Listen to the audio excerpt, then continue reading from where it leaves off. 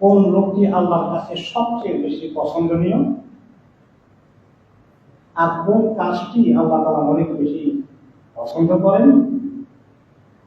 তখন রাসূলুল্লাহ সাল্লাল্লাহু আলাইহি ওয়াসাল্লাম জবাব দিলেন, সবচেয়ে পছন্দের মানুষ হচ্ছে ওই লোকটি আল্লাহ তাআলার কাছে যে ব্যক্তি মানুষের উপকারে বেশি ব্যস্ত থাকে, যার দ্বারা অনেকেই উপকৃত হয়, এই লোকটি আল্লাহর অনেক পছন্দনীয়।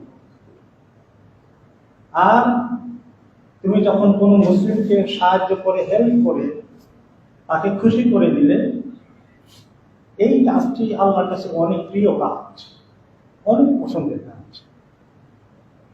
এখন আমরা আসি যে কিভাবে আল্লাহ তাআলার কাছে পছন্দনীয় হওয়া যায়, কোন কাজ আল্লাহর কাছে উত্তম।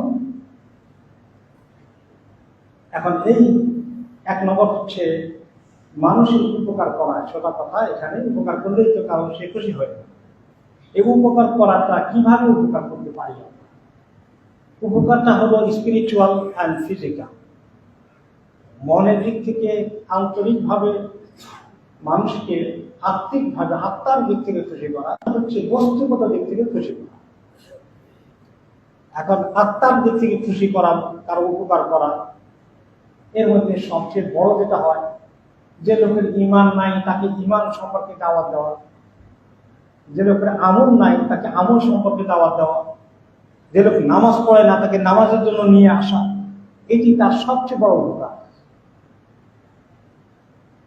যে লোক জ্ঞান জানে না, কোরআন শরীফ পড়তে জানে না, তাকে ডেকে এনে আমি ইসলামের জ্ঞান দেই, তাকে ইসলামিক সার্কেলে বসাই, যেখানে সে কোরআন হাদিস শিখবে।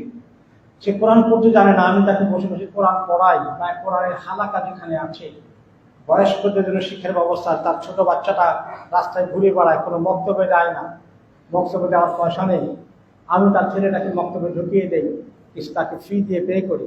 যে লোকটা নামাজের সূরা কেরাত জানে না, তাকে মসজিদে নিয়ে আসি, যদি এরকম ফ্রি কোনো শিক্ষক না পাওয়া যায়, আমি তাকে পয়সা দিয়ে শিখাই।